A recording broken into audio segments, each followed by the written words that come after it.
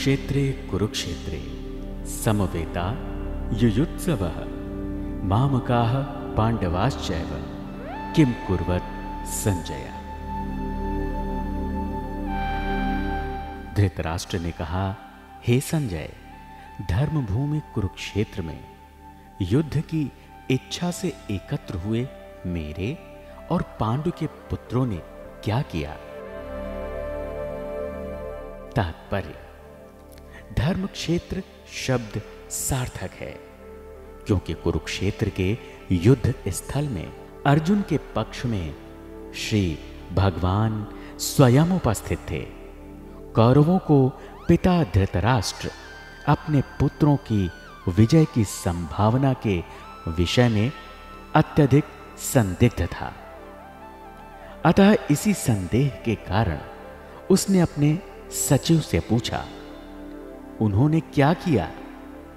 वो आश्वस्त था कि उसके पुत्र और उसके छोटे भाई पांडु के पुत्र कुरुक्षेत्र की युद्ध भूमि में निर्णायक संग्राम के लिए एकत्र हुए हैं। फिर भी उसकी जिज्ञासा सार्थक है। वो नहीं चाहता था कि भाइयों में कोई समझौता हो।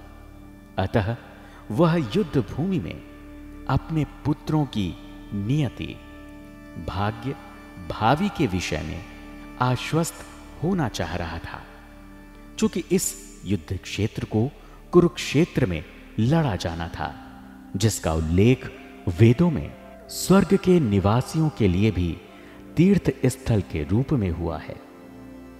अतः धृतराष्ट्र अत्यंत भयभीत था कि इस पवित्र स्थल का युद्ध के परिणाम पर न जाने कैसा प्रभाव पड़े। उसे भली भांति ज्ञात था कि इसका प्रभाव अर्जुन तथा पांडु के अन्य पुत्रों पर अत्यंत अनुकूल पड़ेगा, क्योंकि स्वभाव से वे सभी पुण्यात्मा थे। संजय श्री व्यास का शिष्य था। अतः उसकी कृपा से संजय धृतराष्ट्र ने उससे युद्ध स्थल की स्थिति के विषय में पूछा।